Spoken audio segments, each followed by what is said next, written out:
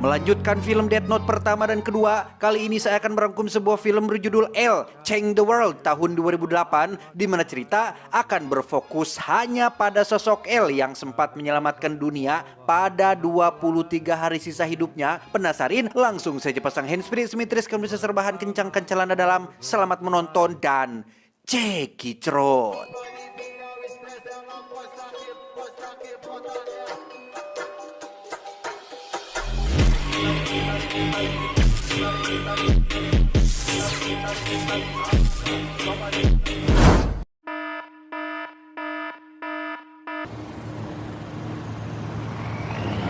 Cerita diawali dengan memperlihatkan perkampungan kecil di Thailand, di mana orang-orang di sana dijadikan korban subjek percobaan sebuah virus mematikan, yang hal itu bisa dilihat dari para petugas yang datang untuk memastikan virus itu bekerja sesuai rencana.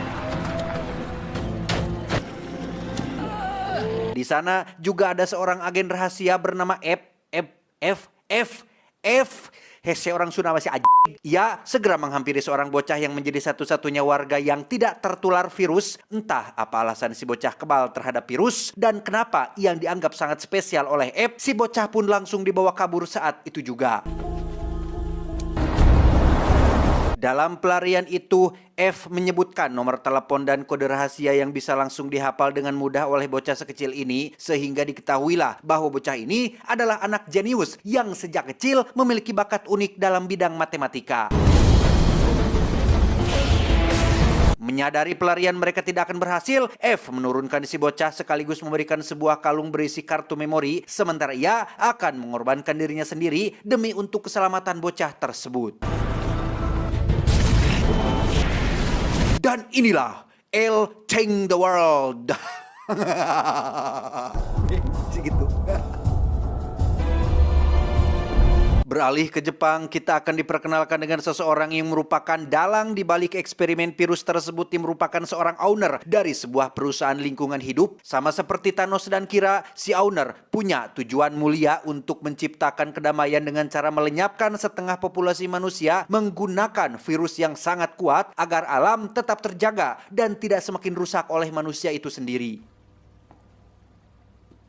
Dia bernama Matoba, orang kepercayaan si owner yang diam-diam menawarkan virus tersebut kepada negara barat. Menyadari Matoba hanya mementingkan uang, si owner pun berniat menendangnya dari proyek ini, tetapi ya, didukung oleh anak-anak buah setianya, Matoba berhasil menghabisi si owner dan berniat untuk menguasai proyek ini demi keuntungan pribadinya. Namun, masih ada satu masalah penting yang harus ia selesaikan, yaitu perihal obat penawarnya. Karena apabila Matoba ingin menjadikan virus itu sebagai bisnis yang menguntungkan, tentulah ia butuh vaksin atau obat penawarnya untuk nanti ia jual ke seluruh dunia. Sehingga Matoba berencana meminta bantuan kenalannya yang berkecimpung dalam dunia virus dan obat-obatan. Masih berkaitan dengan virus ini, kita akan dibawa ke sebuah fasilitas yang merupakan pusat penelitian virus terbesar di Asia, di mana di situ ada seorang profesor bernama, kita panggil saja si profesor, yang selalu rutin menyuntikkan maki putrinya sendiri menggunakan sejenis obat yang tidak diketahui zat apa yang terkandung di dalamnya. Dia bernama, kita panggil saja si dokter, asisten dari si profesor yang selalu membantunya dalam setiap proyek yang ada. Kebetulan hari itu mereka mendapat proyek untuk membuat sebuah vaksin atau penawar untuk virus kuat yang ada di Thailand, sehingga dengan cepat mereka pun memulai pekerjaannya saat itu juga. 2 hari berlalu, profesor akhirnya berhasil membuat penawarnya. Entah apa yang sedang beliau rencanakan, profesor menitipkan sebuah kotak berisi sampel virusnya dan meminta maki putrinya untuk serahkan virus tersebut kepada seseorang bernama L.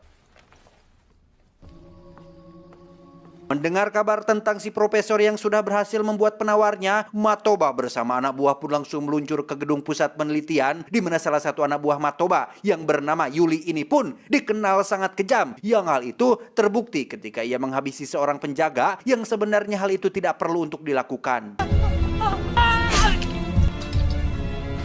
Pada akhirnya terungkaplah jika kenalan Matoba yang dimaksud adalah si dokter alias asistennya profesor. Mengetahui asistennya sudah berkhianat, profesor pun langsung mengunci ruang labnya dan akan memusnahkan penawar tersebut untuk selamanya.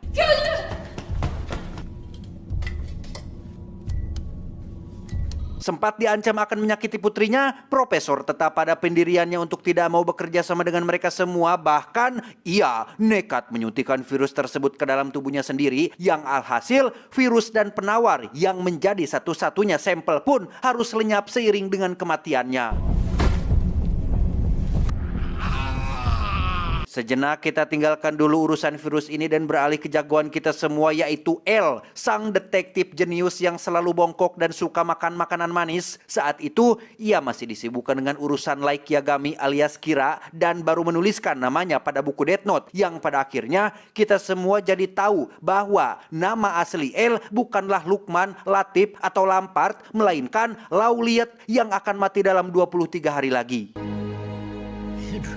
Banyak yang masih bertanya kenapa L menuliskan hanya 23 hari, bukannya 23 tahun atau 100 tahun ke atas gitu, atau 1000 tahun lah. Ya, saya sudah pernah menjelaskan bahwa aturan di buku Death Note, batas waktu untuk seseorang yang akan mati hanya sampai 24 hari. Sehingga mau L nulis 200 tahun ke atau 1000 tahun sekalipun, L akan tetap mati di hari ke-24 sesuai aturan yang tertera dengan jelas di buku tersebut. Singkat cerita, kasus Light alias Kira pun selesai seiring dengan kematian Watari, pengasuh pribadinya, di mana selama 23 hari sisa hidupnya, L rupanya tidak hanya berdiam diri atau menunggu kematiannya dengan leha-leha, melainkan mengerjakan banyak kasus penting sebagai hadiah terakhir untuk para aparat kepolisian yang lelet dalam menangani kasus kejahatan.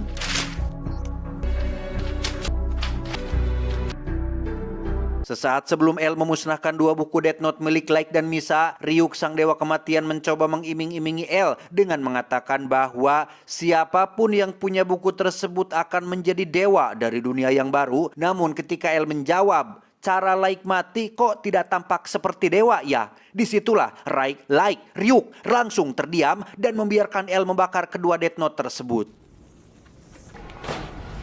Tak lama, L pun dihubungi kantor pusat terkait seseorang yang menelepon menggunakan kode rahasia milik agen F, yang ternyata itu adalah si bocah yang benar-benar menjalankan amanat terakhir dari F. Sehingga L dengan cepat menyuruh timnya untuk membawa bocah tersebut ke tempatnya.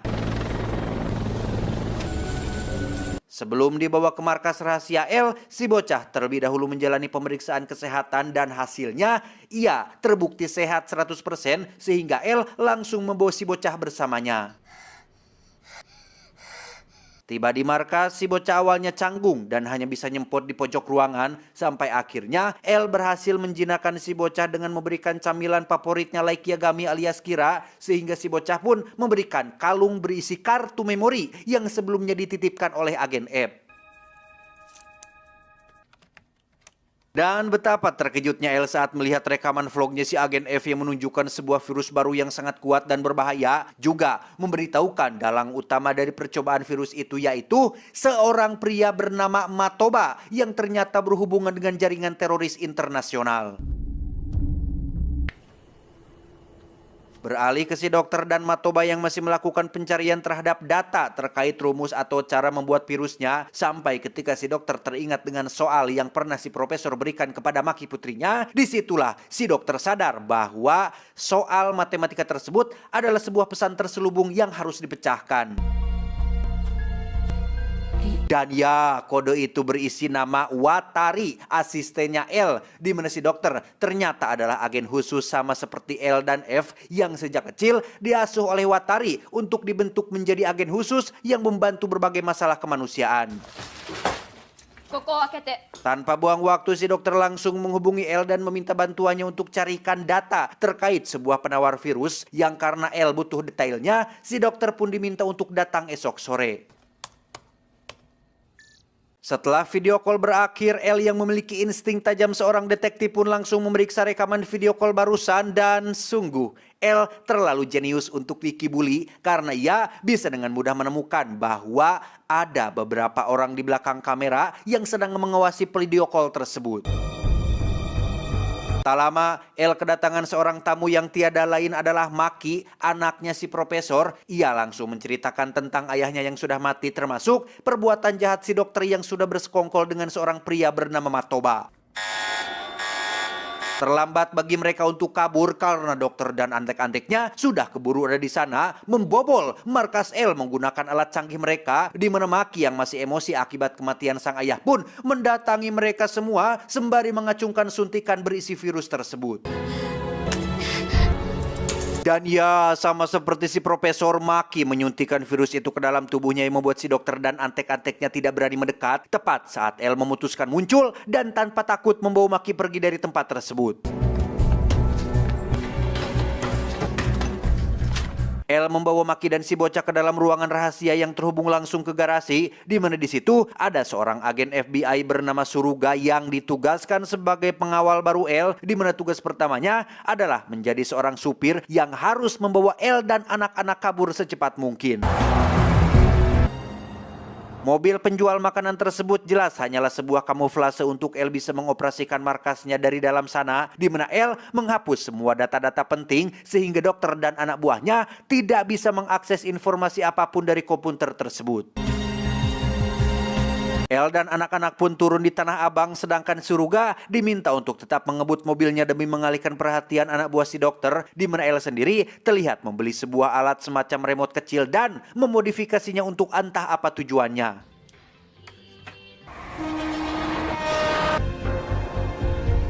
Disinilah El dan anak-anak sekarang kediaman seorang ahli virus yang merupakan kenalan dekat El sejak lama. Si ahli mengungkapkan bahwa alasan Maki tidak langsung sakit setelah disuntik virus adalah disebabkan oleh kadar gulanya yang rendah, di mana hal itu bisa terjadi berkat ayahnya, si Profesor, yang sering menyuntikannya dengan zat tertentu. Namun itu katanya tidak akan bertahan lama karena ia juga butuh pasokan gula yang akan membuat virus itu menyebar dengan sendirinya.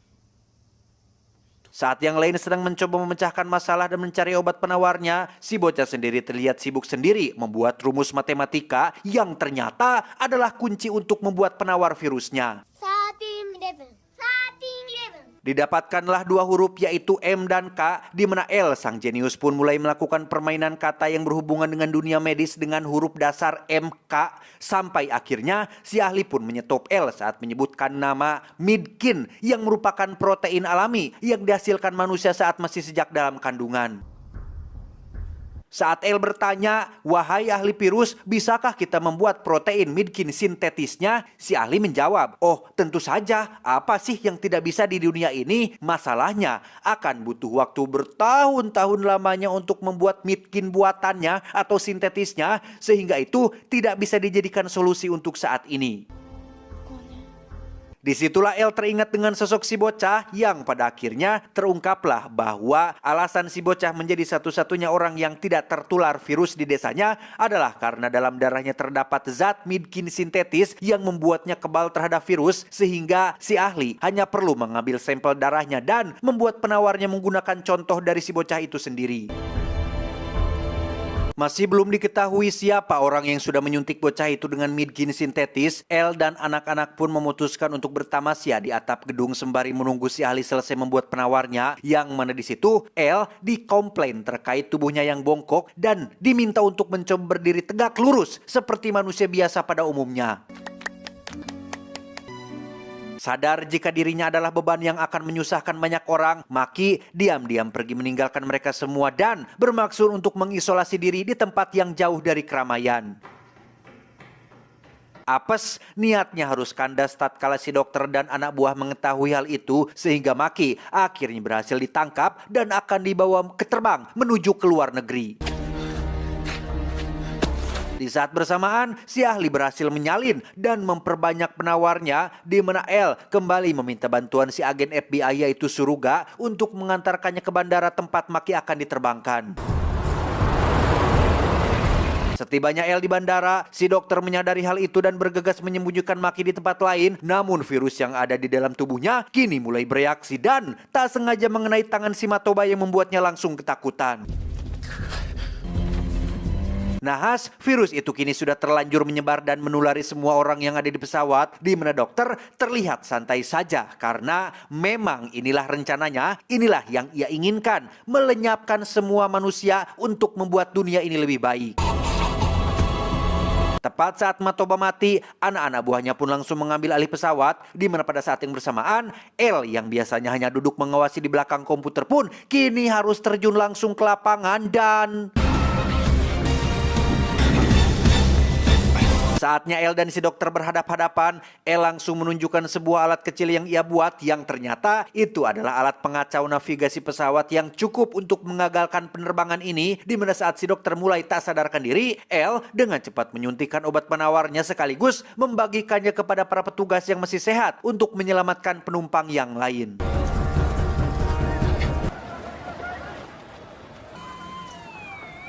Hari ke-22 alias 1 hari sebelum kematiannya, El membawa si bocah ke sebuah panti asuhan khusus anak-anak dengan kelebihan luar biasa, di mana El memberi nama baru untuk si bocah yaitu Nier, yang artinya dekat. Dalam komik dan animenya sendiri, Nier ini akan menjadi penerus El bersama dengan satu orang lagi yang bernama Melo, mungkin sosok si Maki, tapi nggak tahulah ketang, yang memang di filmnya sendiri tidak diceritakan sedetil itu. Sehingga yang pasti saat ini El sudah berhasil melakukan sesuatu yang bermanfaat sebelum menjelang kematiannya. Tamat ending yang agak membagongkan. Ya gimana ya, kalau boleh jujur mah tidak sebagus Death Note 1 dan 2, jauh banget. Ini mah pendapat saya pribadi loh ya, pandangan saya pribadi gitu. Gak tahu menurut teman-teman dan yang lain-lainnya. Death Note pertama dan kedua terlalu masterpiece sih kalau menurut saya mah, jika dibandingkan dengan film ini dan film-film selanjutnya yang versi baratnya. Udah nonton belum kalian? Plot twistnya, permainan otaknya, persaingan jeniusnya, dan ini itulah terlalu berat kayaknya untuk bisa mengimbangi karakter si Kira, si Lagi Yagami. Sudah sangat kuat gitu sosoknya teh, sulit untuk bisa melangkahi pamornya, kecuali memang ada karakter baru yang dimunculkan yang jauh lebih cerdas dari Kira dan El, dan persaingannya lebih lebih jenius gitu, lebih ketat, mungkin bisa jadi bahan pertimbangan. Pesan yang bisa kita ambil dari film ini adalah manfaatkan waktu sebaik mungkin, jangan gunakan waktu, tenaga dan pikiran Anda dengan sia-sia, berfokuslah pada hal yang dapat menjadikan Anda lebih bernilai. Saya John mewakili jajaran direksi yang bertugas mengucapkan terima kasih dan sampai jumpa di video selanjutnya. Adios, bulu betis ular sawah. Cuau, cuau, cuau. Salam pengangguran Indonesia. Indonesia. Kenapa